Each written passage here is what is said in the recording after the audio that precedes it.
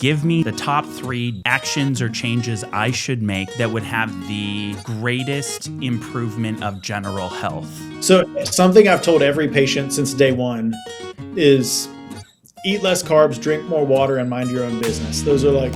What you're saying is not considered socially correct. You live on 1/3 of the bread you eat. Your doctor lives on the rest. And it's still that way. What you have to appreciate is diabetes, if you really think about it, it's really not a disease. I've given a lot of GLP-1 medications before we started doing a lot of the diabetes remission stuff for weight loss. And I regret it. When you give somebody sugar in an MRI and you give somebody and you give them cocaine and they're sitting in a brain scan MRI, you can't tell the difference on which one they took. So like if you look at the guidelines, there's a little tiny line that says like first line therapy for type 2 diabetes is lifestyle and nutritional changes. And then it goes like huge boxes right under that of like everything you do when that fails. And it's like, what is lifestyle and nutritional changes? Like they don't tell us anything about what that even is. If you rush a doctor a lot, then he can only do quick and very profitable things like order a procedure, a referral, an image, or prescribe a medicine. And they're extremely profitable. I would recommend putting them into your portfolio if you're trying to make money. But if you want your healthcare, I'd recommend going somewhere else. And what you have to appreciate is if you're using insurance to pay for your healthcare, you're not the client. Everybody listening to this is in business. And in business, you know that whoever pays the bill is the client. What they want is premiums to be as high as possible. Well, the only way premiums can go up is if healthcare is more expensive. We have a hospital right next to us here, and a brain MRI there is $5,700. Well, I can get the same brain MRI for $429. Same machine, same staff, same radiologist. It's a logic point that anyone should really use. Look at and make sure that the advice you get in general has the same incentive structure that you have or you want. So like large pharmaceutical interests help write the curriculum for medical schools because we're their sales force. How is that legal? Now, pro tip, this is like worth watching the whole podcast for.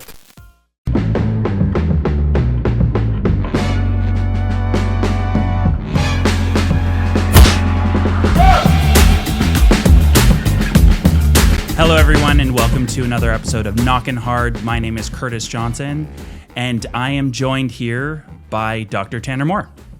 Hello, sir. Hey, Curtis. Thanks for having me on. I appreciate it. My pleasure. And let's just dive right in because there's always that awkward beginning part of a podcast where it's like, hey, let's get to the first question. I'm a big fan of let's jump to that first question.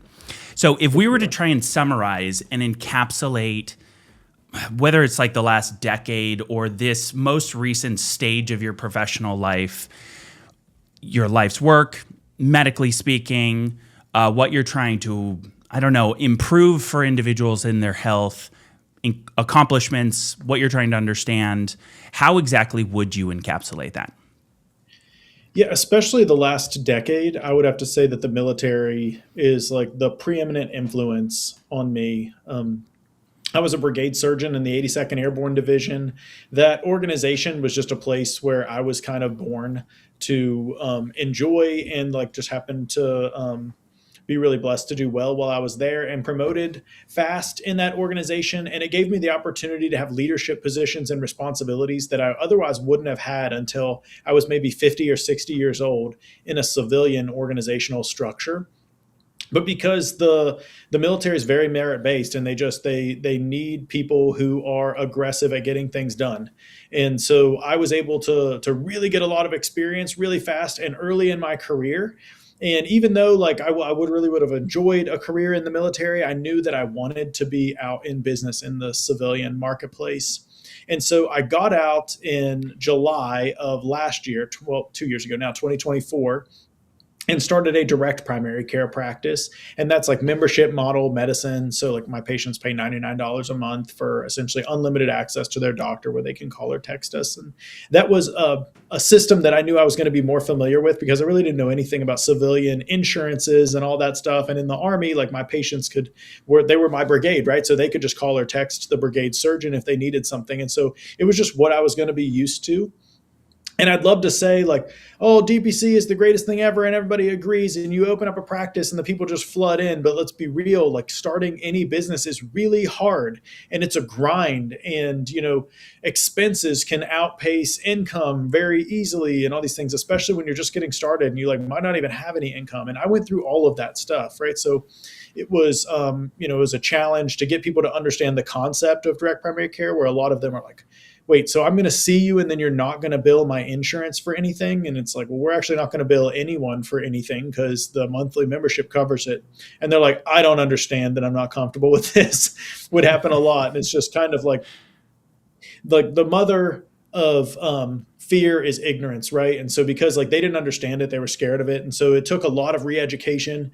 And so we thought, okay, well, maybe we're being too vague in our offering. We're kind of saying like, hey, here's a womb to tomb doctor that's willing to do anything for you, from like, I could still deliver babies and then do vasectomies and treat cuts and manage hypertension and all these things. And people are like, I don't necessarily have any of those things right now. We're like, okay, well, let's get specific. Let's try to manage specific problems.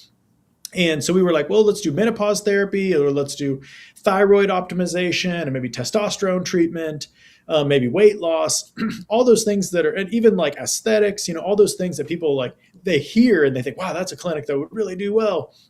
And it's like, yeah, probably if that's all you did, and you really enjoyed it and focused on it, over time, it would do well. But there was something that we were doing that was just like automatically getting a lot of traction. And that was actually how we were managing our diabetics. So when I was in the Army, diabetics are managed entirely different. And the people get diabetes in the Army at the same rates that they do in the civilian world, probably, because the military is just a transection of society. Right. And people will continue having their same dietary habits after they go from being like a foot soldier to being more of a desk warrior. And so they would get diabetes, but they can't stay in the military with diabetes. They get 6 months, and if they still have diabetes, they're processed out. So we do remission plans in the military so that we're able to get people out of the diabetic state. And that's because the military has entirely different incentive structures than the private healthcare system, right? Like in the military, they need to field a soldier that's ready to like jump, fight, and win tonight. But in the civilian world, it's like, hey, a patient cured is a client lost. And so there's not a lot of momentum for that. And when I got out into the direct primary care setting, I didn't want to take care of like super sick people because they can call or text me anytime. But people who have healthcare needs or who need a doctor, so that's who you're going to be taking care of. So when they come in a direct primary care clinic, you want to get them well as fast as possible. Like Charlie Munger said, you show me your incentives, I'll show you your outcomes, right? Right. And so our incentive is for our patients to be healthy. So I would say, hey, if you're a type 2 diabetic, when you join this practice, you have to go through a reversal program over the first 6 months. And if you're not reversed after 6 months, like we're going to part ways, because I don't want people texting me about their insulin and blood sugar levels and stuff like that over the weekend. And so I took the first several patients through a remission plan, just like I had done in the 82nd Airborne Division. And those patients were like, why did you not tell me that this is what you were going to do for me when I first came in to meet you? You were kind of like, hey, this is all the different things DPC can do. But if you had just said, I'll get rid of your diabetes, like I would have given you all my money, right? And Sure. so we were like, okay, well, this is something we already know how to do. Our patients really appreciate it. And there appears to be demand, like 1 in 2 people in America are diabetic or pre-diabetic. So let's kind of shift gears and dial in on that. And so the word of mouth started taking off, and then we started doing a little bit of marketing and getting more people in who were interested in putting their diabetes into remission. And we would just take them through the military's program, and it's called H2F in the military, which is Holistic Human Fitness, I think is what that stands for. Everything's an acronym. But I had learned it from them, and we just do that program, and it went really well. And that ended up giving us like kind of a whole different spin on our DPC, to where now like a lot of the patients that come in are coming in specifically because they have diabetes and they want to put it into remission. And then they become a DPC patient who is now in diabetic remission and not nearly as complex. Right. So it's been a rapid evolution since getting out of the military 2 years ago. Like there hasn't been 2 weeks that were the same, but I think that's just entrepreneurship in general. Yeah, I would agree with you on that for sure. It's interesting because I think there's a lot there to unpack. I think I deal with a lot of individuals. I work with people on a couple different areas, but the main area is, I would say, health insurance, working with business owners specifically. talking, whether it's a Yeah. small business owner or a solopreneur, someone who's running their own company, or maybe they're in construction or realtor. Those are really the two biggest areas that I work with individuals. But I guess the point that I'm trying to make there is what constantly surprises me is the understanding, specifically if we're talking about diabetes, the understanding that it's a problem and the complete mystery of what it actually is or what it has to do with.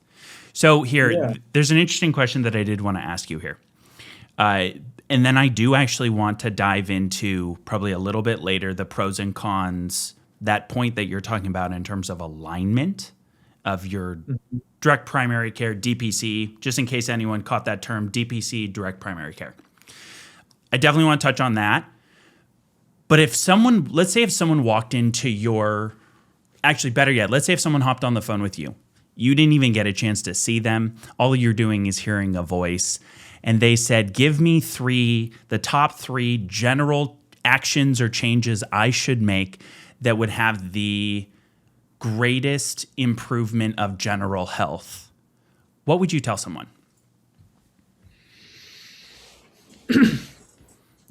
Of general health. Yeah. So something I've told every patient since day one is eat less carbs, drink more water, and mind your own business. Those are like three things that are really good for everybody. Less I tell you what, fights. and I was actually, I was talking with a group of dental hygienists last night in a little speaking event, and was kind of going over this for even dental health, but like the amount of health recovery you have when you just do exactly what we all know is right is amazing. So like getting 8 hours of sleep at night, everybody knows you should be doing that, but nobody does it. But if you do it, like one time I said, I'm going to get 8 hours of sleep at night for a week. And I was like a different human after that week. Now I don't do it anymore because I'm not crazy. You know, You didn't like that human. yeah, I didn't like, This Dr. Moore's way too nice. That's right. That's right. But then things that I've seen heal more people than anything, and like this is a little bit of a fringe thing, but people who do the carnivore diet definitely heal a lot of inflammation. People who eat one meal a day access the physician in their own body, which is fasting. And so if you do like OMAD carnivore plus 8 hours of sleep per night, you're probably going to be pretty well optimized. And then drink plenty of water on top of that, and it's like the sky's the limit. Absolutely. I'm a big fan of OMAD. So you and I don't know each other, which is great. Right. It kind of gives you a fresh take on this. But if you were to go back, how long ago would it be at this point? Almost 3 years ago. I was about 40 pounds heavier than I am currently. Sure. But in two different areas, I probably lost more than 40 pounds in weight. Because I've probably put on another 20 pounds of muscle. So I probably fluctuated a good 60 pounds of fat. Yeah. And that was through one meal a day. A lot of times, like your body will just gain muscle without you even hitting the gym. We just don't realize we're walking around in protein malnutrition all the time. Absolutely. Yeah. Excellent. Well, and here's something that I know for a fact, because I've surveyed a couple people, actually, frankly, in preparation for this conversation. And what I actually found was kind of staggering. I was like, okay, hey, what is diabetes? And everyone that I talked to was like, yeah, I know it has something to do with sugar. Too much sugar. And that was it. Frankly, honestly, they didn't, if we were to try and touch the topics that are obviously important, and let me clarify something. I fell into that camp just as much as anyone else. The term A1C, insulin, glucose, any of those terms, completely unknown to a large percentage of people. So I guess here, let me ask you this one question, and I'm sure that we'll be off to the races with this alone. What is the problem long-term of having too much sugar in your blood or in your system in general? Yeah, sugar is caustic to your body. It causes like a chemical burn to the small and sophisticated structures. So, like the little nerves in your toes and the tiny little arteries in your kidneys in the back of your eyeball, right? So, your body, when you have a lot of sugar in your blood system, it's like, hey, we got to get this out. We need to turn it into something inert or get rid of it. So, your pancreas yells out to the rest of your body through insulin and says, hey, everybody get this sugar out of the blood. And every cell takes a little bit, okay? But the liver is directly connected to the pancreas through something called the hepatic portal vein. And it receives the most insulin, and it also has the highest blood sugar. The blood sugar can be like 8 to like 10 times higher in the liver than what it is in the rest of the body, because it's going to the liver before it goes to the rest of the body. So the amount that's going to go to the rest of the body is concentrated in the liver at first. Now, the liver, because of that, takes about 80% of that sugar out of your blood, and it turns it from something caustic that causes a chemical burn into something that's stable and inert, which is fat, or the medical term for that is triglycerides. And you can think of things that are fat and triglycerides that you know about as things like butter and olive oil, right? Like those are shelf stable. They can sit out on the countertop. They'll never rot, essentially, right? And your body likes that because they're stable. The problem is they start getting deposited in your liver once your other tissues can't take anymore. They build up in your liver, and then that takes up capacity that your liver otherwise would be using to get sugar out of your blood. So now the sugar is able to circulate a little bit longer, and then you eat more sugar, and now you've got twice as much sugar circulating longer, and that starts to bind to things in your body. And when your doctor checks your tissues, he can't do a muscle biopsy and see how much sugar is bound to it, but he can take your blood out pretty easy. And so he sees how much sugar is bound to your blood on your hemoglobin A1C. And you can think of that as almost like sugar crystals piled off of your hemoglobin, right? And so he looks at that and he says, aha, you have high blood sugar. Your A1C is elevated. You have type 2 diabetes. And he's right, with the caveat that it's by correlation, not causation. Okay. Like type 2 diabetes is not high blood sugar. Type 2 diabetes is insulin resistance, specifically insulin resistance primarily of your liver. And because it has deposited all that extra fat that's occupying capacity that otherwise would be getting sugar out. So you really have to focus on healing the liver, which is where the metabolism lives. Type 2 diabetes is really just the end state of metabolic syndrome, which is your metabolism becoming broken, essentially from poisoning it over a long term from the sugar. And I think the American Diabetes Society, they made a post recently on their Instagram page that says it perfectly, and it's just like on the chin. They posted, type 2 diabetes is not a chronic progressive disease. It's a reversible metabolic disorder rooted in chronically elevated insulin levels driven by excessive carbohydrate intake. And that's just a quick synopsis of exactly what it is. Yeah. That's very on the chin. I don't think even I went and did let's call it a 3-hour deep dive with ChatGPT and YouTube and went down the rabbit hole. But Dr. Moore, I'm going to be honest, it never once mentioned the liver. Yeah, isn't that so interesting? And that's something like I used to hear about people that would like do a liver cleanse, and I'd be like, what the heck even is that? And in medical textbooks and stuff, you can't find any information about how to heal the liver.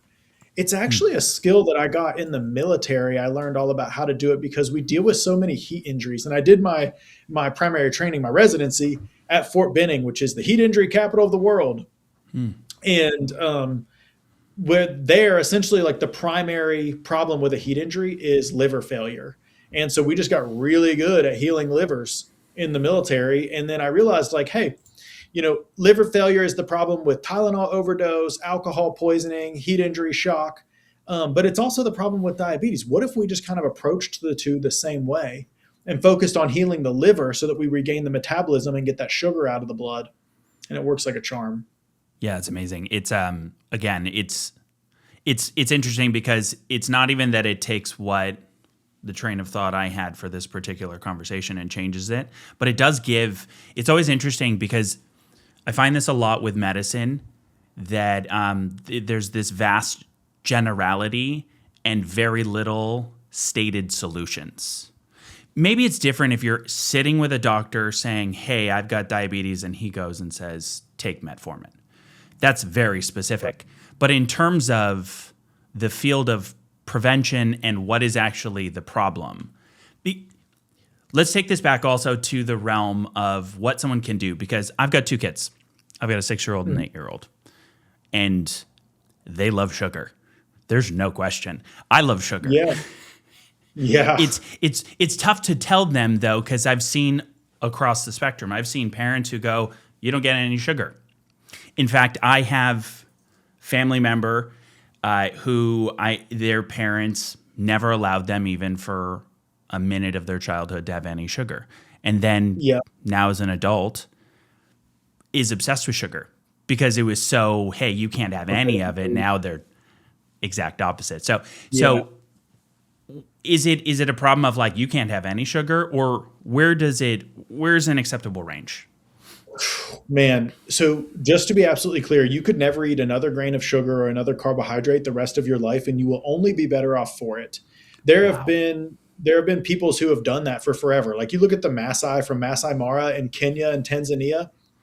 They have eaten raw beef and washed it down with blood and milk for, I don't know, 100,000 years or whatever. Okay. And then there's also like the Inuit tribes from northern Greenland. When they were first discovered by British explorers, the British explorers had some plants growing on their ships. And the Inuits thought that they were like some type of warlocks or something, because what they were used to seeing was just lichen on rocks. But now this is a plant that's like reaching up into the air, and they had never eaten a plant ever in their lives. They had eaten like seal meat and whale blubber for forever. All right. And they were fine. They didn't have scurvy or anything like that. As a matter of fact, peoples who ate a diet that was extremely high in meat and fat were much more healthy. So you look at like the Native Americans, the Sioux Indians living in the plains were almost entirely ate buffalo meat. All right. They lived like they were entirely sustained by buffalo, and they were the tallest peoples in the world when they had first contact with European explorers. And they had very broad jaws and everything. And you can see that population has changed. Like you think of the body morphology of a Native American now, you don't think of like somebody super tall with a broad jaw and a broad chest and everything. And that's because of the high carbohydrate diet that they now are eating and they didn't evolve around. So, and you think about how we came in contact with carbohydrates throughout history. It was almost impossible to get sugar, right? There was like 2 weeks out of the year when fruit would be ripe, and you would go eat as much fruit as you could to fatten you up for the winter. Those 2 weeks, like a bear, right? A bear goes to a blueberry bush, eats all of it so that he fattens up for hibernation. But the fruit that we were eating back then was bitter. You know, apples were crab apples. Like that's essentially what fruit was.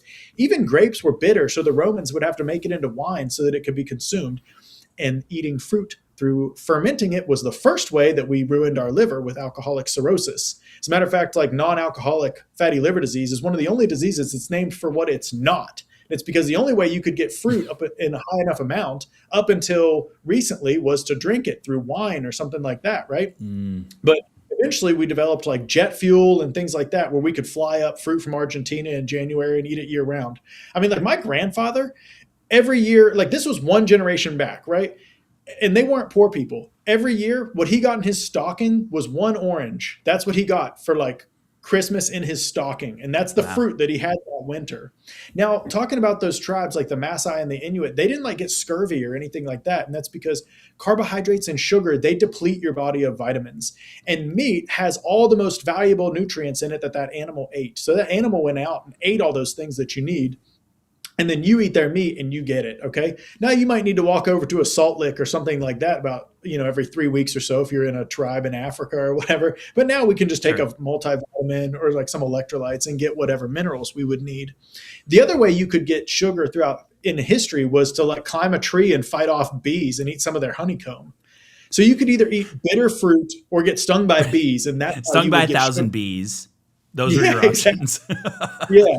And so it wasn't until we developed agriculture that people started getting a high amount of sugar from like wheat and stuff like that. And that's when diabetes first started being described. Like the Egyptians first described type 2 diabetes as like honey urine disease, where somebody would just pee themselves to death with this sweet urine. And they would diagnose it as they would have somebody go out and pee. And if ants and bugs flocked to their urine, then they would say like, hey man, you're going to die soon if you keep eating the crops. Wow. And so they actually would put them on an all meat diet all the way back then. And the way they found that out was they had made the correlation that there's this realization that like war cures diabetics. Even back 3,800 years ago, if you have a war, your diabetics will be saved.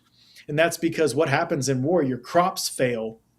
And so they would eat the beasts of burden, and they would have to hunt, and they would fast. All right. And so all of a sudden they're not a type 2 diabetic anymore because they're doing OMAD carnivore. There's no option to eat the Yeah.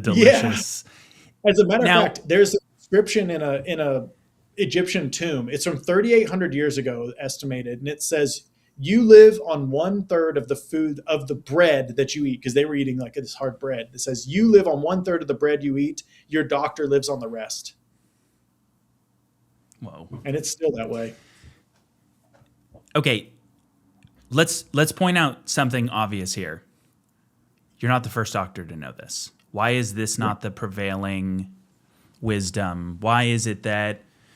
And I know that some of this has recently changed. I saw some article about how the food pyramid has just dramatically shifted, almost flipped upside down, basically. What? Actually, it literally is flipped upside down, where Yeah. you used to look at it and the prevailing, I guess the prevailing wisdom, but the main target was carbs. Yeah. So in like the How? mid 70s, that new food pyramid came out. And one thing that everyone should understand and is abundantly clear is that people want to make good health decisions, and they will follow the instructions that their doctors and the like the healthcare zeitgeist feeds them. And so when they were told, "Hey, you should avoid fat and eat a ton of carbs," then what happened was they all got the logical outcome from avoiding fat and eating a ton of carbs, which was insulin resistance, because fat causes no insulin release and carbohydrates cause a huge insulin release. And like I was saying, just like an alcoholic, you have to become resistant to something if you're getting it in too high of levels. And type 2 diabetes is just insulin toxicity. And so if they didn't become resistant to the toxin, then they would die. And so that's pretty much exactly what happened. That's kind of the next point that I think would be smart to touch on, because I think that there's a general misconception or not know. What is the difference between prediabetes, type 2 diabetes, and type 1? You're saying an Yeah, insulin. interesting How did you evolution. describe to? Yeah, so type 1 diabetes is insulin deficiency. Those people, their immune system chewed up their pancreas, they have an autoimmune syndrome, and they no longer make insulin. So they're super insulin sensitive. Like you could just blow a little bit of insulin on them and their blood sugar is going to drop because they never get exposed to insulin, right? Now, a type 2 diabetic, that's somebody who's got insulin toxicity, right? They got so much insulin that it actually caused their liver to go into failure, which then shut down their pancreatic production of insulin. And then their doctor says, "You've got insulin toxicity. I'm going to treat it with more insulin." And it just makes it that much worse. It's almost like if a doctor was trying to treat an alcoholic, and his assessment was, "This guy doesn't get drunk after he drinks a fifth of vodka. We've got to give him more vodka," right? And so that's the way it's been treated. But prediabetes is an interesting thing, and this is something we see a lot because people will come in trying to use an ounce of prevention to get ahead of needing a pound of cure.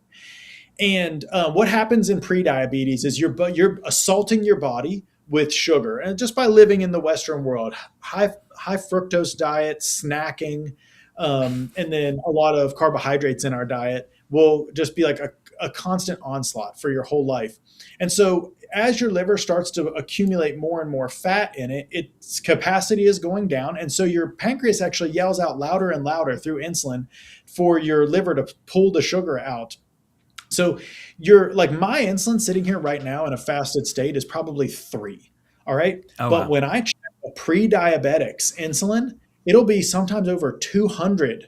All right. Like they're making a ton of insulin. All right. And then what happens is they make so much insulin and force their liver to take in more and more sugar and turn it into fat that they cause liver damage. When the liver becomes damaged, it yells back to the pancreas through these things called acute phase reactants, prostaglandins, and cytokines. Okay. Those go back to the pancreas and say, "Shut down, stop making insulin. You're going to cause cirrhosis. You're going to cause an organ to fail if you keep making insulin." And so the pancreas stops making all that insulin. It says, "Whoops." And now the insulin level drops, blood sugar skyrockets, and then I you get see. diagnosed with type 2 diabetes. And that happens right around the point where you would be getting an A1C of 6.5, which is why Okay. that's the threshold to diagnose type 2 diabetes. So let me make sure because I want to also make sure that this is a clear point. The challenge here is that your body's sitting there going, hi, I've got a problem, and there's no real workable solution because the liver's saying, hey, the amount of insulin you're kicking out is wrecking your liver, and if your liver's wrecked, you're dead. So that's on one side of the equation. But then in order for the liver to go and say, hey, let's go and cut down the amount of insulin that's being kicked into your body, as a result, there's now too much sugar in your blood, and now you've got toxic blood. Right. What you have to appreciate is diabetes, if you really think about it, it's really not a disease. It's an adaptation. It's your body making the concession to now allow there to be high blood sugar because you can live longer with high blood sugar than you can with liver failure. You're going to live 72 hours if your liver fails, but you're going to live, 5 to 7 years with high blood sugar. Okay. It's a choice. Yeah. And the body's sitting there going, this is based on what you are feeding us. This is the best of a shitty situation. Yeah. It thinks maybe, it always thinks that we're 300,000 years ago. It doesn't realize it's the year 2026. And so your body's like, maybe we're like walking through an apple orchard or something, and the only thing there is to eat around here is fruit, and eventually we'll come to the end of it, or eventually summer will end and it'll be fall and we'll be back to not getting this onslaught of sugar. And so all we need to do is hold off, and then we'll be able to heal again. And the winter never comes. Okay. Our war never came either, right? So we knew that the Egyptians knew that war cures type 2 diabetics. Well, we had the Cold War. And so to fight the Russians, because they're they're essentially a bunch of open plains that make grain. And that's what the USSR had to sell on the open market. And so we were trying to make them spend as much money by making weapons that they would have to keep up with. And then we were trying to limit their amount of income by flooding the market with grains. So we had all these corn subsidies. Well, when the Cold War ended, we took those corn subsidies, which were a weapon meant for the Soviet Union, and we pointed them back at our own population through high fructose corn syrup, because corn will rot. So you have to turn it into something shelf stable, like I was saying. And if you distill it down, you can make high fructose corn syrup. We've always ruined our liver with corn. We used to do it with moonshine, and now we do it with high fructose corn syrup. Wow, that's amazing. If you were to give someone early signs, are there enough early signs? Because I've gathered from understanding a little bit of it that, sure, if you're at the tail end and getting really close to 6.5 as an A1C, you're going to get your body's going to start screaming at you. But are there early enough signs? The earliest signs that you can appreciate are things that are going to be obvious, right? So what's obvious? The outside of your body is something that you can see. And insulin is a growth hormone. It causes everything to grow, and it causes you to put down fat. And because your body's going to get fat when you have insulin, well, it also needs to make your skin grow so that you can be like a balloon that can expand and accept that. But some parts of your skin grow faster than others because they're just like a cell that's kind of mutated a little bit. And so what'll happen, they sense the insulin and they grow outwards, and you get a skin tag. The places where those happen the most are in places where a little microabrasion happens. So like your armpits, your belt line, the back of your neck. Okay, you'll notice skin tags developing in those areas. And those are some of the first things. What's a skin tag? A skin tag is like a little piece of skin that's hanging off. It looks like a tiny little finger. Okay. And you can like bend it and move it. Yeah, you can like maybe clip it off with fingernail clippers. Yeah. And diabetics, like I took 27 out of somebody's armpit last week. Like they get a lot of them because they've been in a hyperinsulinemic state. Now, another thing is called acanthosis nigricans, or just dark skin. So in their armpits and on the back of their neck, they'll get these really dark, thick skin. It's like a dark, silky looking skin. And that's also from that little abrasion of those areas causing the skin to grow and become really thick. It's called keratinization. So what you'll see, if you see somebody and they've got like a dark ring around their neck, like they've got high insulin levels. They're going to start getting insulin resistant before long. Then there's other things that are mostly once diabetes has set in. If you're peeing a lot, your blood glucose is greater than 180. That's the kidney threshold. Okay. Once you go above 180, your kidneys have a pop-off valve and they make you try to pee it out. So if you're peeing a lot. What's peeing a lot? What would that be considered? Peeing a lot is feeling like you can't keep up with your urination through hydration. And so you'll talk to diabetics and they're like, I cannot drink enough water. I'm constantly peeing. And that's pretty much like, yeah, they never feel like they get, and they'll feel dehydrated too. It's because their body's making a concession to dump water in exchange for trying to get that caustic agent, that chemical burn away from itself. Yeah. Another one is vision changes. If you eat sugar and you get blurry vision, that's because your liver no longer is able to pull any sugar out of your blood. So all the sugar that you ate, like I've got a buddy, a patient that I was talking to earlier today. He's a type 2 diabetic. And he's like, I used to eat like a whole packet of strawberries every day. Now, if I eat one strawberry, I get blurry vision. It's because his liver has become completely satiated. It's like a sponge and it's completely wet now. It's completely soaked. And so, yeah, you take a little shot glass and pour it on there and it's like it goes all over the table because the sponge is soaked. But for a long time, the sponge wasn't soaked and it would soak up like a whole, a pitcher of water if you dumped it on it. But those days are gone. His liver's not working anymore. So if you eat sugar and you get blurry vision, that's another one. Okay. And then little spots on your shins. It's called diabetic dermopathy. And it looks like little scars or scabs that like just won't ever heal. But it's actually your skin becoming insulin resistant. And for whatever reason, it shows up on your shins first. Wow. That's amazing. So there are clear signs that you can look for. What are the signs where you go, get to a doctor right now? Once you've reached that point where you're peeing a lot and you've got blurry vision, those are the presenting symptoms for almost everybody. As a matter of fact, optometrists actually detect more type 2 diabetes than family doctors do because people come in for a vision problem and they're like, your vision's fine, but what you're describing sounds like diabetes. And so they send them to the family doctor and the family doctor diagnoses it. Another way people present in the ER is when they get high blood sugar and they're like vomiting and have abdominal pain and they're confused. That's called diabetic ketoacidosis. And that's another primary way that people find out that they have diabetes. And that's caused from like the 3 I's is what it's called, like intoxication. So you can get drunk and it's going to kick you into it. Ischemia, so like a heart attack or something like that will kick you into diabetic ketoacidosis as if you needed another thing to go worse at that point. And then infection. You might get a little infection. It throws off your body's chemistry and you go into diabetic ketoacidosis. So if all of a sudden you're really fragile with that type of stuff, then that's like DKA is what it's called. And DKA is always treated in the ICU is the saying. So it's a severe problem. DKA?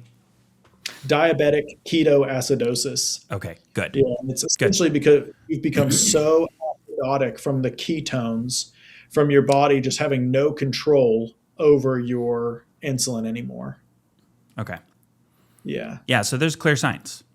Now, most of the people that I think are listening to this, like I'm just saying this based on my audience in my email list. The people I'm going to be emailing, I've spent a long time building an audience of business owners. Sure, I'm sure there will be employees that hear this, but business owners, we had an extra category to this that you also referenced in the beginning, which is stress.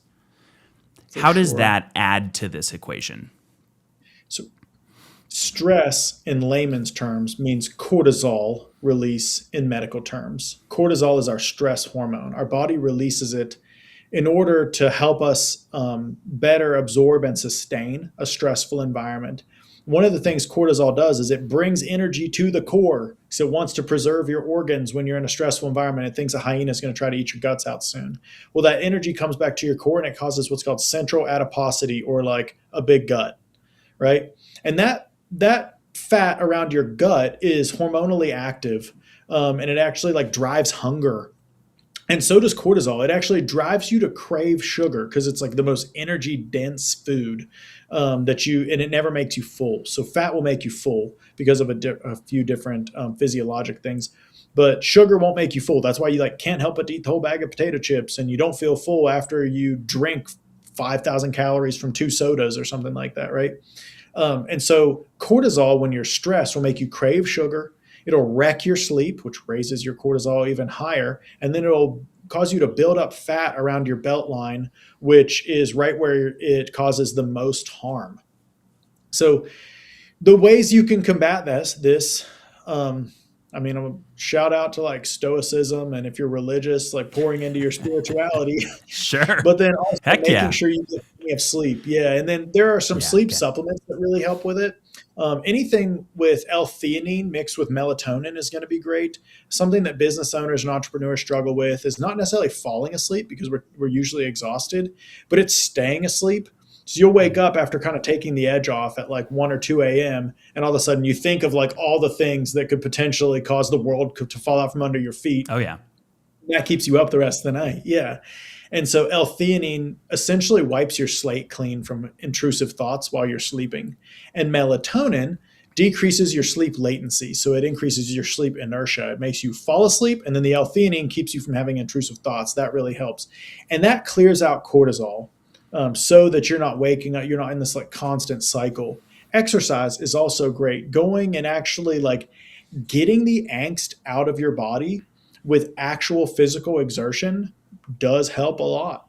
And so those are ways that business owners, and like I used to think, oh, I'm too busy. Like I was working 90-hour weeks when we first started this. And then I was like, I don't like I'm so busy. I don't have time to not work out because like I can't risk like losing my health or becoming exhausted. And it just became a morning thing. Like the mornings, nobody's trying to schedule a meeting with you at 6 a.m. So 6 a.m. is when I get up and hit the gym. And that has enabled me even just to like get in 40 minutes of pushing and pulling so that for the rest of the day, I know I got that in. And that really helps to essentially keep your hormones well balanced and make sure that you're physically tired enough to sleep through the night too.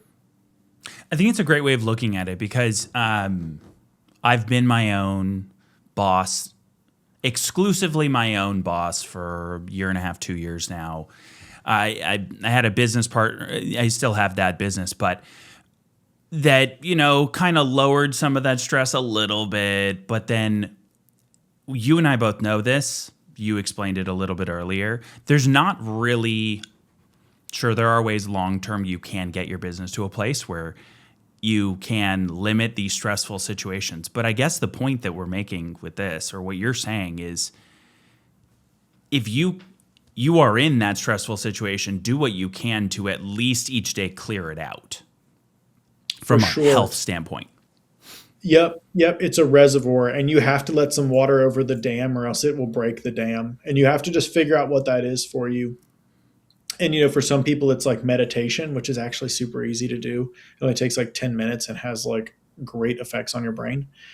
But then walking is really good. Just like a quick 10-minute walk. Yeah, go for a walk. That really helps. Anything you can figure out that works for you. And everybody has their own combination. This is something in the military you discover on deployment. Like when you get away from all the stresses at home, and like, yeah, the military and like deployment is stressful, but it's a different type of thing. Like you actually have a lot of time to yourself. It's like they say the military is primarily like prolonged boredom punctuated by like extreme excitement. And so in the prolonged boredom, you have all kinds of time to do like self-discovery and reflection. And what I found is that everybody has a combination. And if they punch the combination into their own lock, then like they can be optimized. But you have to figure out what that combination is. For me, I need to walk every day. I need to get good sleep. I love these animations. They're so great. Yeah, that's exactly where I need them. And then I smoke my pipe. So like I'm a big capnismologist is what it's called. Like so I'm like a connoisseur of aromatic tobaccos. And so like every day I'll smoke my pipe, walk, and listen to like the spiritual stuff that I need to listen to. And it just sets my mind right and I'm ready to attack the day. And then, getting a lift in is just that much better. Yeah, and I agree with you on that. I think the big thing that my wife and I do, we work together on the company, but we go on a walk, especially if we're ready to just go at each other. Because sometimes it's a little tough to go from 6 and 8 year olds in the morning to clients and then back to 6 and 8 year olds. Without that walk in the middle, it does get a little bit challenging. So, and that's your ride or die, like your life partner. There's nobody better that you can go out and like really do a true assessment, because anybody else you talk to, they're like a business associate or affiliate type of person. And you can't be, entirely honest with them like you can your spouse if they're in the boat with you, and be like, hey, like, let's just talk about how that thing we thought was going to just absolutely crush it absolutely failed. Yeah. And like your business associate who's kind of getting into bed with you on business does not want to hear about how you failed a bunch of stuff, but your spouse can like definitely relate. And that's a helpful place to like at least let that out and acknowledge some things that are otherwise just something you don't get to acknowledge out loud. Yeah, Failure is the absolutely. thing in business. Like you're going to like, I think just have failure after failure. But then just realizing the only time you fail is when you quit. And so as long as you've got a ride or die that's like, hey, if we have to live in a box or if we have to move into the medical practice because we can only afford one rent, then that's fine. We'll keep going. It's like Alex Hormozy Absolutely. said, it's not like I forget exactly what his quote is, but essentially it's not whoever is the best, it's whoever lasts the longest Yeah. in business. Yeah. And so, you can invest health, wealth, and time. And time, you can't speed up the investment. You can't like go get a loan of time and invest more of it up front. It actually has to just trickle through the hourglass. Yeah, there's no doubt. And I know that we've got all sorts. A lot of these clients I'm talking to are in various stages of we're crushing it to we just started and it's crushing us. But it's interesting because all of that for what? If you're sitting there and you're working your tail off, you are just like you're crushing it, like you said, 90 hours a week, and for what if you lose your health at the end of the day? Exactly. Yeah.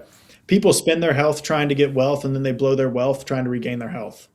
Yeah, yeah, absolutely. It's an interesting Yeah. one that I have a question on because I hate to say it, we're in this world, whether it's social media or if you just turn on Fox News or CNN and see all the commercials and everything like this, there's an argument based on that if that's your only information source. Well, when I get to that stage, I'll be on metformin. Or, hey, now I'll just I'll get on Ozempic. It really is Does that consumeristic. work? Well, I will say this, like nobody ever got diabetes from a metformin deficiency. And so like you can supplement someone's metformin levels all you want. You're never going to cure their diabetes. So it's all what you want. Now, you can put people on tons of medications, and I can really wax poetic about like what each medication does and how they are good or bad.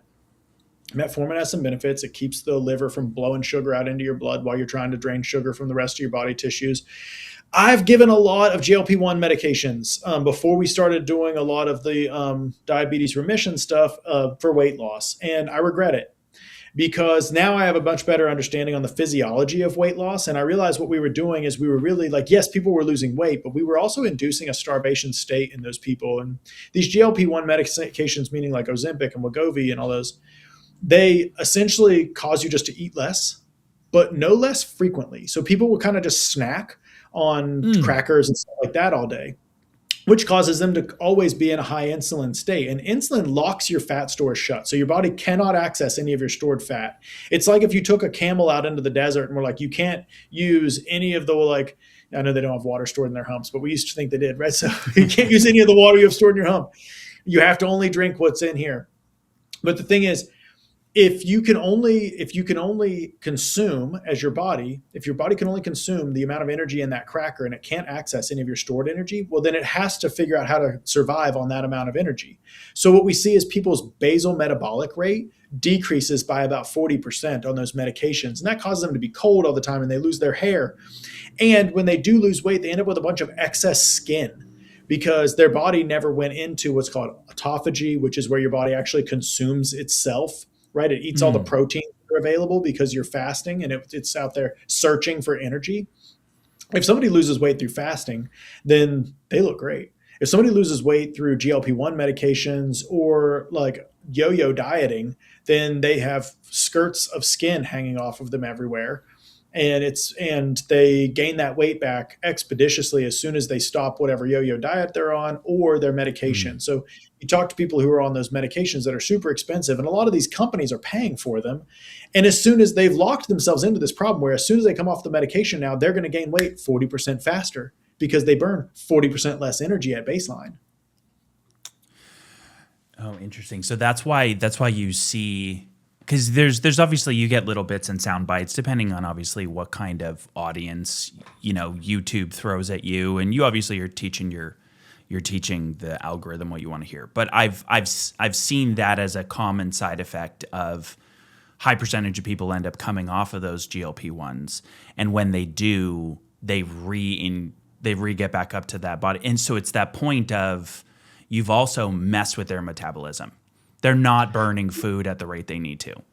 Right. You've wrecked their metabolism and it's really hard to get it back. And it's really frustrating because the way to get their metabolism back is actually to put them in a caloric surplus for a while so that their body can return to its ideal body weight. But at first, like their body thinks they need to cling to every single calorie that ever comes through. And so they get fat. You throw them into a caloric surplus using the right types of foods. And then their body will go into homeostasis. If you remember that term from like high school biology, it's like perfect balance of a living system. Your body wants to be in homeostasis. It doesn't want to be fat. It doesn't want to be skinny. It wants to be just right because we're a predator. We're meant to like chase down prey and be super healthy. And if you look at lions, like they're never fat, and they just like gorge themselves every chance they get, right? But their body's always in homeostasis. We just wreck our metabolism left and right. And so our metabolism's like trying to figure out what to do and it's juggling chainsaws. And all you need to do is return to like the proper human diet and the proper times of eating, and your body will really heal itself. But it is frustrating when people come off those medicines for that reason. It's interesting. I almost want to take this in two different directions. There's a question in terms of lifestyle that I very much want to ask, but I think that I have a good friend. I know he's going to watch this, so I'm asking this question intentionally to make sure that he sees this. Good.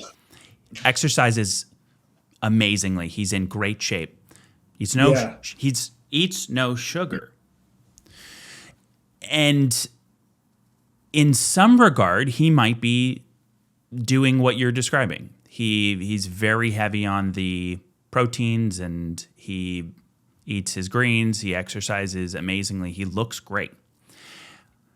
Where I wonder and kind of am curious your 2 cents on, he pounds though some of the zero sugar, the Coke Zeros, the things that I'm curious have zero as a glycemic index, right? But is that really how simple you can look at it? Remember, diabetes is not high blood sugar. It's insulin resistance. And those things pull a dangerous trick on you. And we actually have people who come to our clinic and they're a type 2 diabetic and they get almost no sugar in their diet. They get all sugar-free stuff. And if those things were going to work at like helping you lose weight, then in the 90s when like everyone's high school librarian was just pounding Diet Coke, she would have been thin, and fit as a fiddle. But no, she was not. She was fat.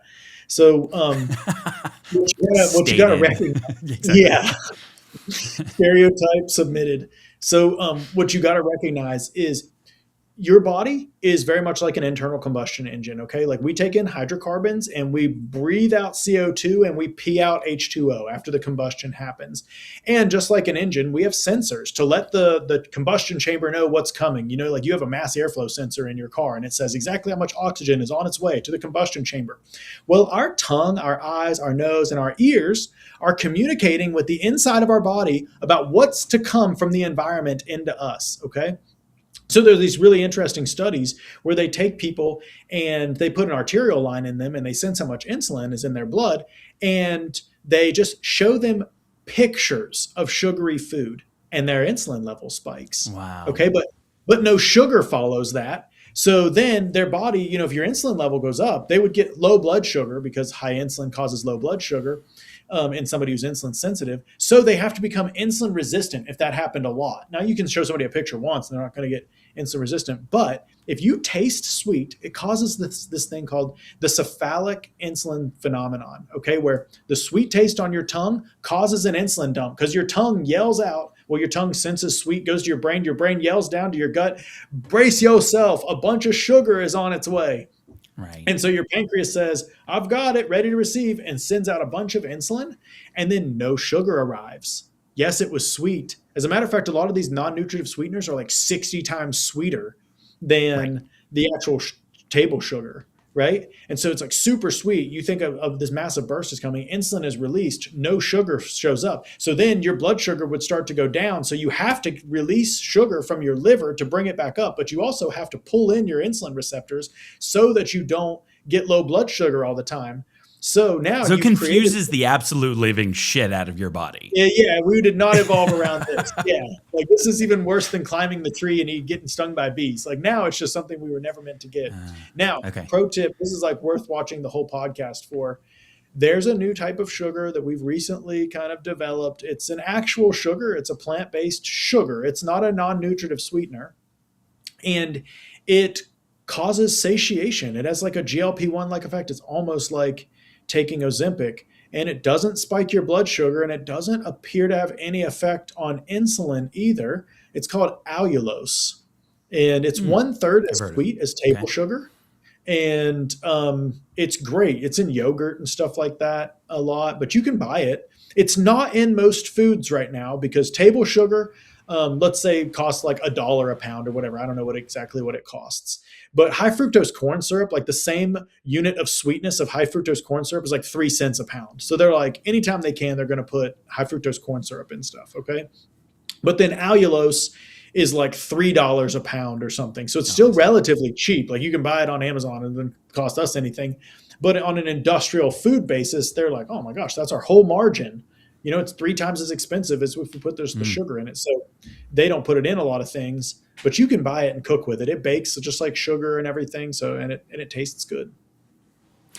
Yeah, and that's great. I'm actually really glad that you said that because at the end of the day, we and this is a perfect transition to the other question that I had anyways.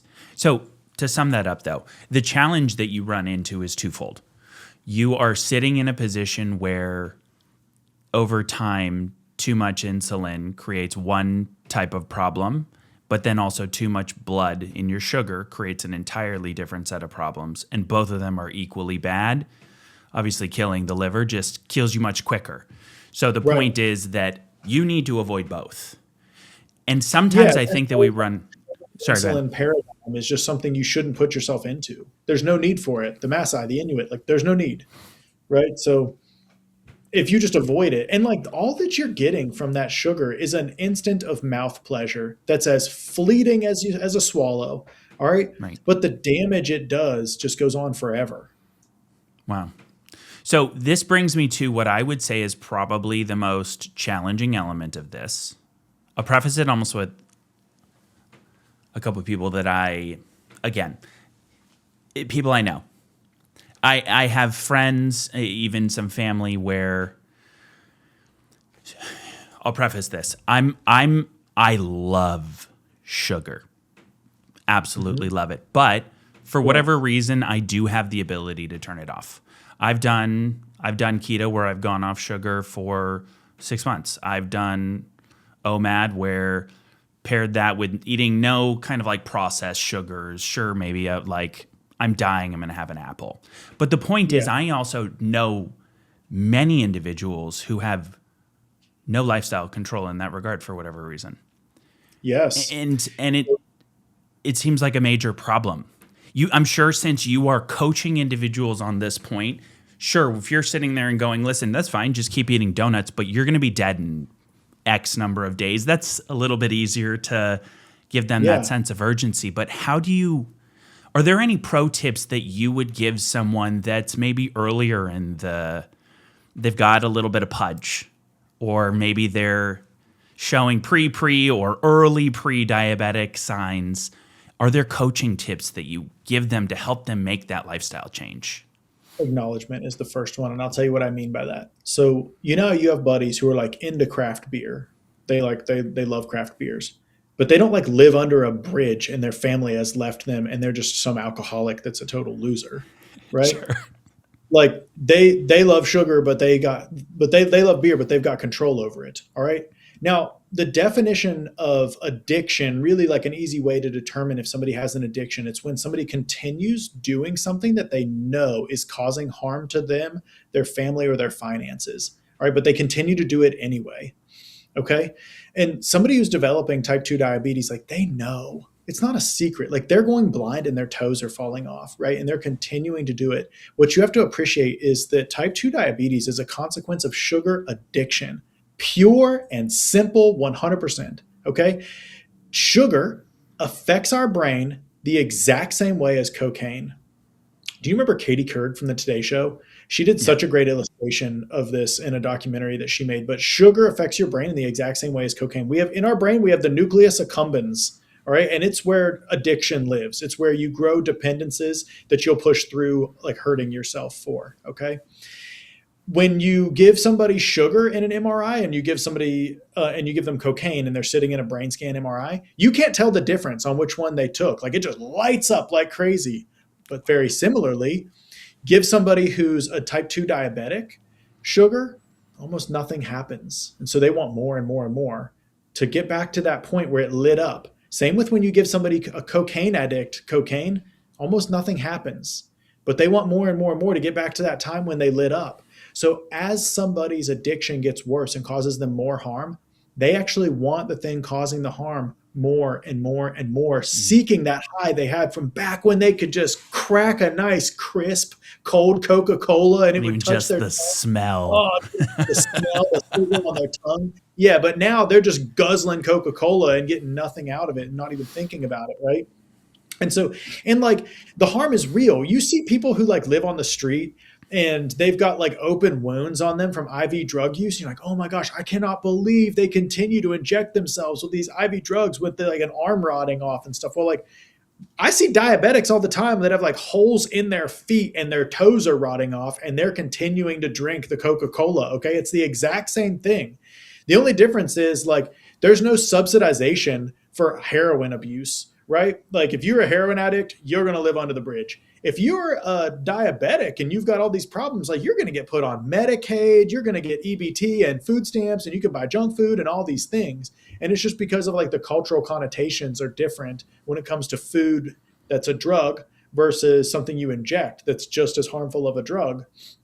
But I would say like the slow, painful death of heroin addiction and type 2 diabetes are analogous to each other, very similar. Now, how can you like jump out ahead of that? It's acknowledgement. With AA or anywhere else you go, the first step is you stand up and you say like, hi, my name's Tom and I'm an alcoholic. You got to look at yourself in the mirror and be like, I've lost control over my indulgences in sugar. Like I crave carbohydrates, which is a weird thing, right? Like it's something that's non-essential. Carbohydrates are a non-essential nutrient. They're really not even a nutrient. They're an energy source. And yet you're craving them. Like that's strange. You should be craving meat and water, not sugar.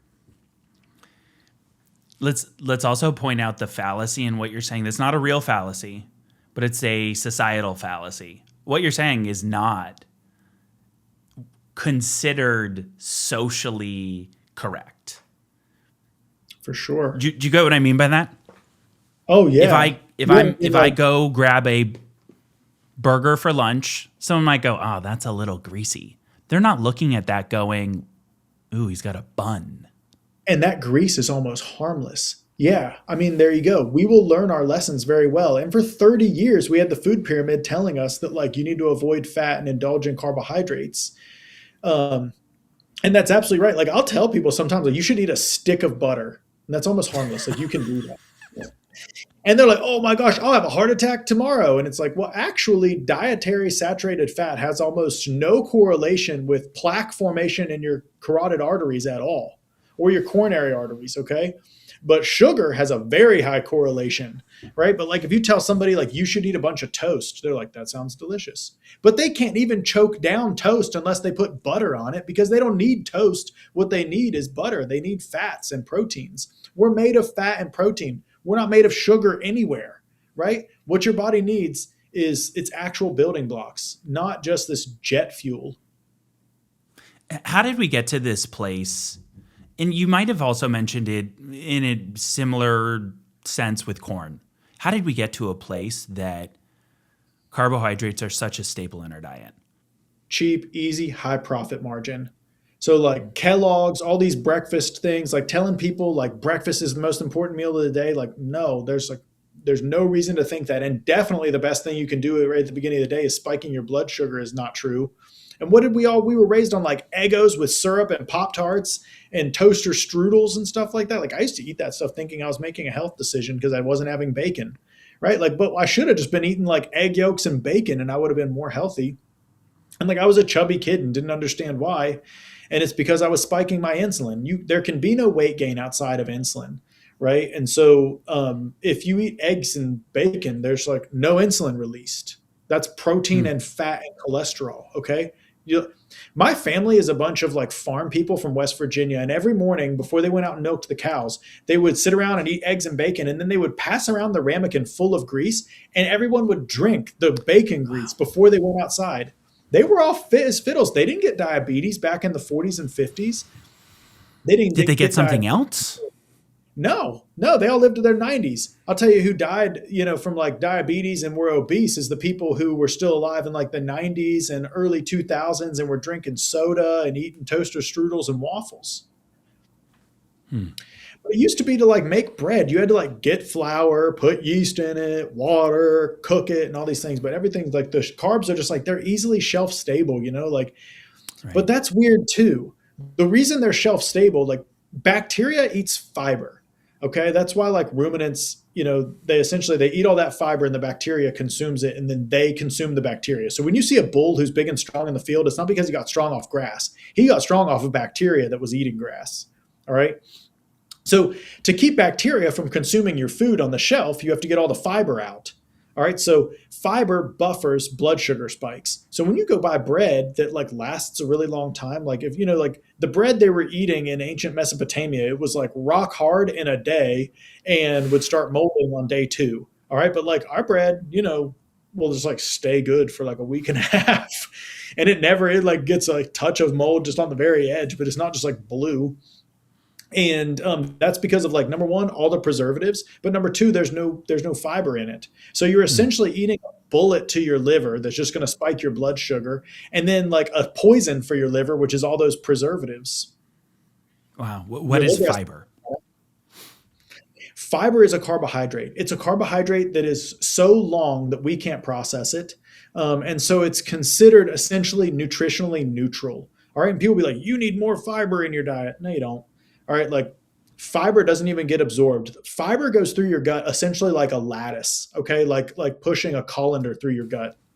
Imagine you're going to eat a bunch of spaghetti. Now imagine you could take the colander and shove it down your yap and push all the spaghetti right out the back end and not get absorbed. Oh, because so it just acts to cleanse more than anything else. It essentially keeps the sugar from getting into your blood as fast. It slows down the glycemic index, like it slows down the glycemic spike. Okay, your blood sugar spike will be less if you eat fiber with sugar. So if you're going to eat a high sugar diet, you need to combine it with fiber. Even better, you can combine it with protein and fat because those also they emulse the sugar, so they cause like a bubble of fat around the sugar. The fat doesn't get absorbed; the sugar goes right out with it. But fiber, we just didn't evolve to eat it. So like gorillas, our ape relatives did. They sit around and eat bamboo all day long. And they have this part of their colon that's really long, and it's called a cecum. And that bamboo fiber gets shoved up into the cecum, and there's a bunch of bacteria waiting there that consume the bamboo. And then that cecum flexes and pushes all those bacteria out. And the gorilla processes those bacteria just like the bull does, okay? But our cecum has like gotten smaller and smaller and smaller until now it's just this little tiny vestigial thing that you can get cut out called an appendix. And nothing even happens when you get your appendix cut out because we don't need it. And that's the only place where you could process fiber. Interesting. That's fascinating. Yeah. So if we were to... I'm trying to think of like the best way to sum up some of this because I think we've touched on a lot of the things that someone can do from a food perspective, but I think there's another angle on this, and I think you touched on it beautifully you touched on it, and I want to touch on it a little bit more aggressively here, and I'm going to do it I'm going to lay out a little bit of something that I got from ChatGPT, and then I'm going to also read an exact quote that maybe highlights a problem from a medical perspective. So I asked ChatGPT why metformin seems to be the overwhelming first line of defense. And then sure, now you've got some of these GLP-1s that are more expensive because their patents are still active and everything like that. But the thing that also popped up, because I asked the question, why? And there were mentions of strong safety profile in that it generally doesn't have a lot of the major negative consequences, that there's a lot of clinical study that makes it a very safe thing to prescribe. Then there were a couple pieces in there that it did mention, which were really interesting and kind of tie in with some of this lifestyle point, which is that doctors really don't have the time to Exactly. to handle because like health is I think at this stage of the game, with the amount of wrong information that we get bombarding us, you just gave multiple beautiful slogans that have been wired into us a million times. So if a doctor's sitting there going, hi, I need to be able to re-educate this person so that they can actually stand a chance of understanding why they should put down the Diet Coke, put down the bread, and skip on the Skittles and the ice cream, right? Yeah. This is a quote. This was the point that was very relevant. So it listed off, it gave its bullet points and then a little bit of a dive in. So the bullet point was the uncomfortable truth, but accurate. Metformin exists because our healthcare system is optimized for medications, not behavior change, and because most humans struggle to change habits long term. And I think that's true to an extent. Metformin and the way diabetes has been treated by our current healthcare system, those are results of the curriculum design for medical schools. So, like large pharmaceutical interests help write the curriculum for medical schools because we're their sales force, right? How is that legal? Things are legal if you're going to make a lot of money, and if you can pay senators enough, like whatever you want can be legal, right? Because they're the legislators. So, and there's huge financial interest. Like Medicare Part D is the most corrupt thing. All right. Like this connected every pharmaceutical company to the endless teat of the federal government and puts it at the end of your life. So you can neglect someone until they're dependent on medications, and then they're going to get all their medications and put all of the current taxpayers on the docket to pay for their medicines. Right. And so there's a huge financial interests in this that are unfathomably large. And so doctors are taught like, hey, here are the medicines that you give for different diseases. Like we're not taught like how to actually get rid of diseases and things that you could do. But even something like cellulitis, a skin infection, like the Spartans got that. They would get a cut in battle and get a skin infection. But ask any doctor, if you couldn't access a antibiotic, how would you treat a skin infection?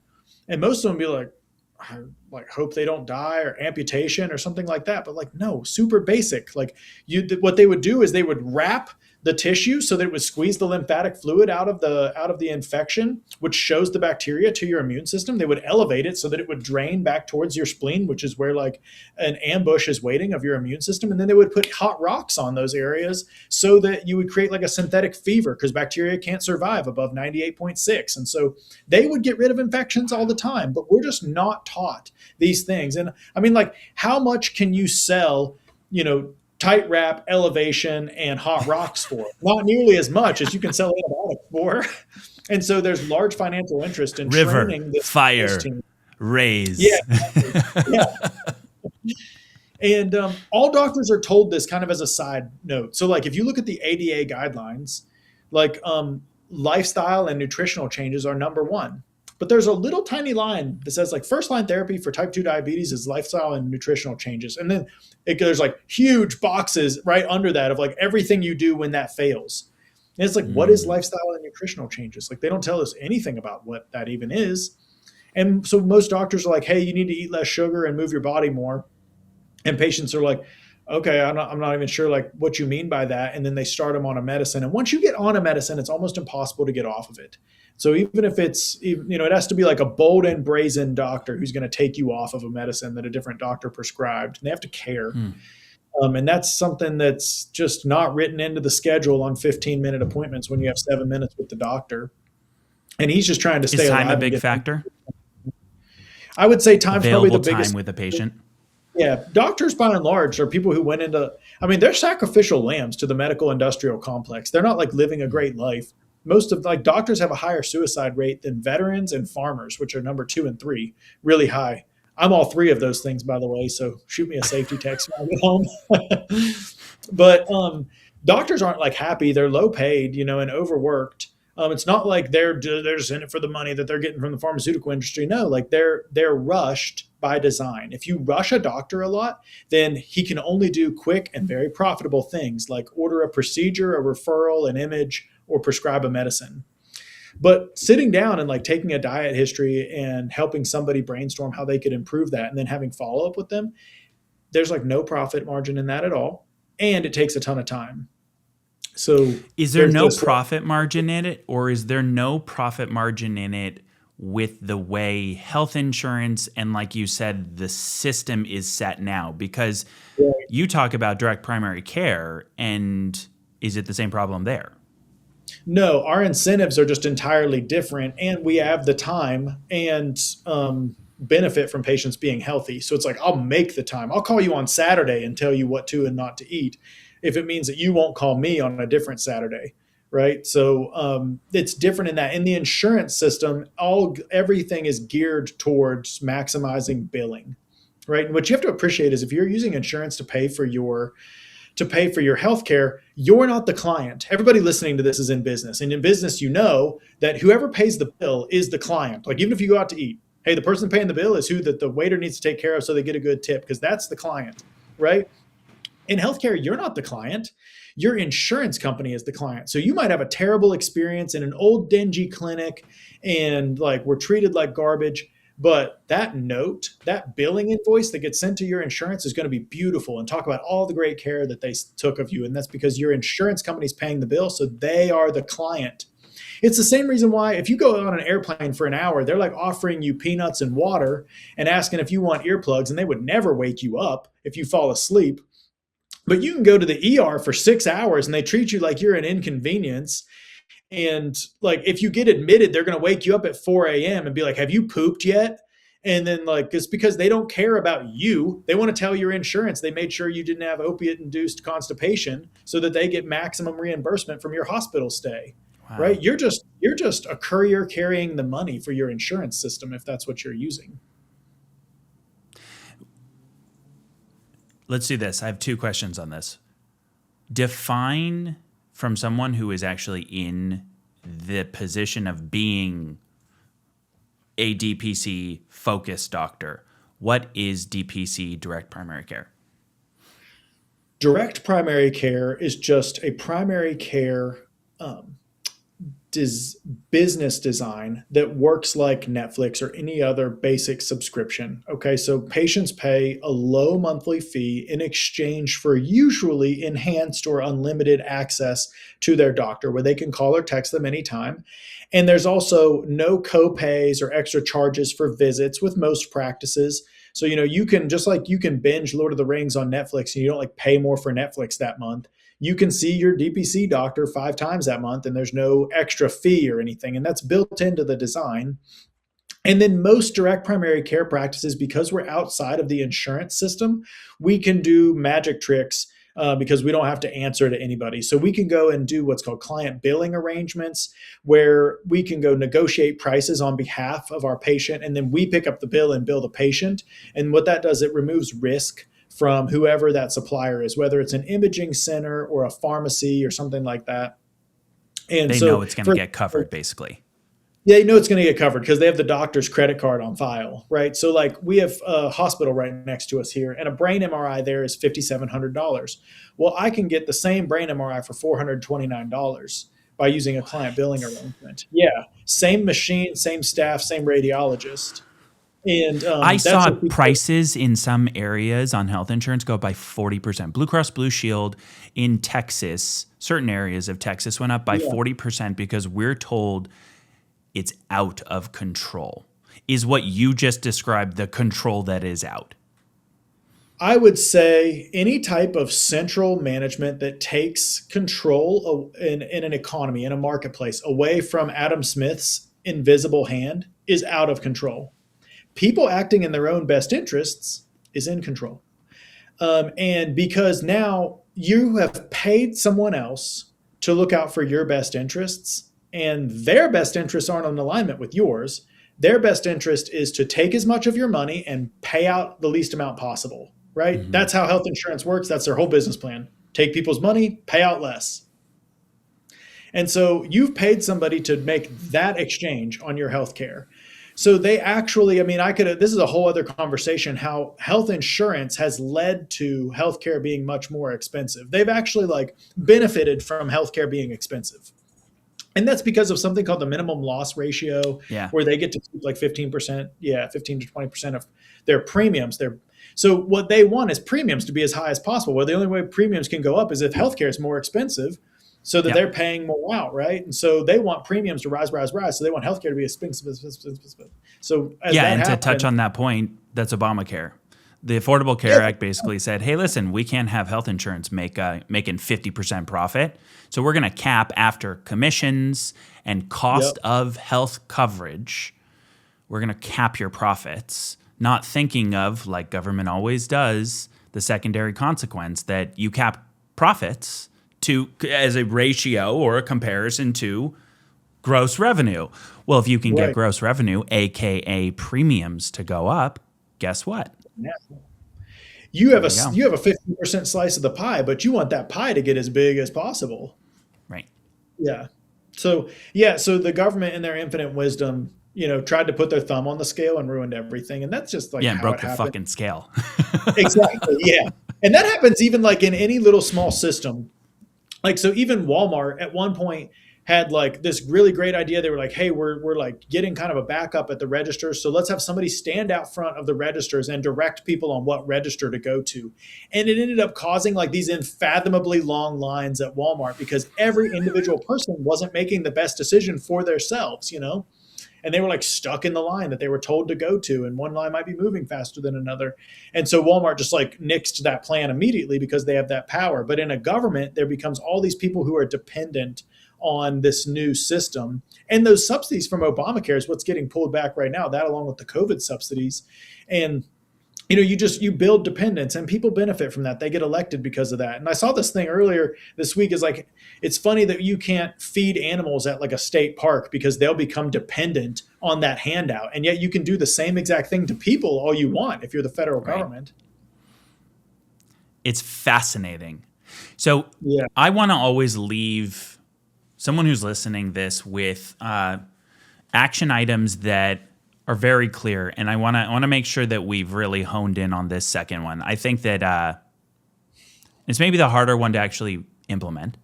Is hey, lay off sugar, lay off carbs, lay off your anything that's going to trigger. And we have the massive advantage that you can go open a free ChatGPT account and say, hey, is my diet soda going to increase my insulin or increase my blood sugar? And if you ask that question enough, you'll probably know the items to not eat.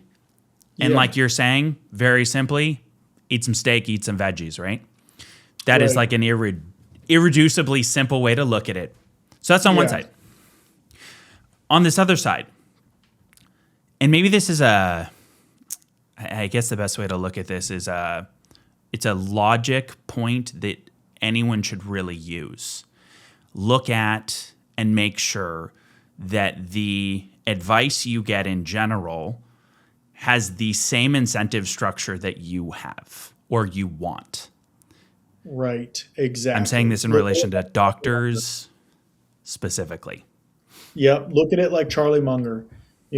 You show me your incentives and I'll show you your outcomes. So always think about everyone's incentives. And I mean, everybody that's in business listening to this podcast knows you have to create an incentive structure that helps the people that are working for you work in alignment with what you want to happen in the end day of your business.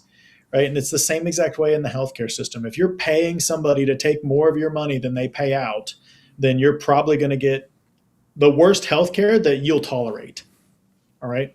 And so if you pay a doctor to look out for your best interests and what he needs is for you to be healthy, then he's probably going to work hard for you to be healthy because that's going to benefit him. Right. Last question. And I think this is maybe going to be telling. Here's the thing. I'm not ashamed to point out when my own interest steps in the way, so where I have a vested interest. So I'm gonna let's preface this question. In your opinion, if whether everyone who listens to this podcast or on a grander scale, let's say all of a sudden the healthcare system and it changed to something on the model of a direct primary care system, what happens in this country in 5 years, 15 years, 50 years? There is consensus that we have a primary care deficit, and it's one of our greatest threats to not just health, but national security. And probably the largest reason for that is lack of ability to recruit pre-medical and medical students into primary care. And the reason is what I was touching on earlier is it's like a slow, painful death working as a primary care doctor. If you switch over to direct primary care as an entire system, then not only would you be able to recruit more physicians, but now you've realigned all those extra physicians with what's actually best for the health of the patients and the nation in whole. And so I think, and this is what President Trump was pushing for when he was asked about like letting the subsidies expire. And he said people should be paying their doctors directly anyway. He just kind of said that in an off comment. But it's like, yeah, you pay everyone else directly. I don't know why this is like such an unfathomable concept in America. But if you just got to what works everywhere else, whether it's Walmart or the grocery store or anything else, you would go back to everybody working and having a vested interest in making their system be the most efficient with the best outcomes, because that's going to yield the most profits. And direct primary care and direct payment of physicians works exactly like any other market economy. And that's what we found to be the most successful for any type of country if we want to increase standard of living or any other metric. Right. Like, I guess it then gets back to, I'm not a fan of capitalism. I'm a great fan of free market economy, because there's and I won't let's not get into philosophy, but if you go to a tailor and he makes your jacket, no one does this anymore, but let's say they actually are making a jacket and you put it on and it's terrible. Guess what? You go to a different tailor next time, because at the end of the day, what you're looking for is a jacket that makes you look good, right? Yeah. Now if the imagine goal, you buy your with clothes insurance, and your insurance, he's the only guy that's in network for your clothes insurance. You're like, apparently I wear crappy jackets. That's exactly right. Yeah. Where free market economy, if your goal is to be healthy and you are giving money to a primary physician that is your go-to to make your body health jacket exactly what you want it to be, well, now you have an alignment of purposes. Your purpose is to keep collecting money to keep me healthy, and my purpose is to keep giving you money because you are helping me stay healthy. Yeah. I'm going to tell you just a disturbing metric real quick as we're kind of rounding this concept out. So most families will sustain about a $6,000 unforeseen medical expense over the course of 10 years. Now, most families spend $20,000 a year in health insurance premiums, approximately. Those insurance companies usually have a $5,000 deductible. Okay. So let's say in year 10, somebody needs to go to the ER and it's going to cost that $6,000 of an unforeseen medical expense. That family has paid $200,000 in exchange for $1,000, not all $6,000 of that medical expense to be covered, because they still have to hit their $5,000 deductible before anything gets paid. So they've paid $205,000 just for the privilege of avoiding a $1,000 expense. Yeah, I think that's a solid mic drop to round out a system that isn't, I don't want to say that it's not well thought out. It's perfectly well thought out, but it's not thought out for what we want. It's well thought out for what drug companies, hospitals, and health insurance companies want. Right. And they're Perfect. extremely profitable. I would recommend putting them into your portfolio if you're trying to make money. But if you want your health care, I'd recommend going somewhere else. Right. On that fine note, Dr. Moore, this has been an absolutely illuminating, slightly terrifying conversation, but I think it does help someone walk away with a couple things that they can actually do. For sure. And I think that's powerful. Yeah, I really enjoyed it. I appreciate you having me on. It's my pleasure. All right, everyone. Like, subscribe, do all that usual stuff, because hey, otherwise, if a tree falls in the forest and no one's there to hear it, same thing on social media. If I don't post this and people don't see it, this interview never happened. So, like, subscribe, do all that good stuff. Thank you, sir. Appreciate your time. This has been amazing. Take care.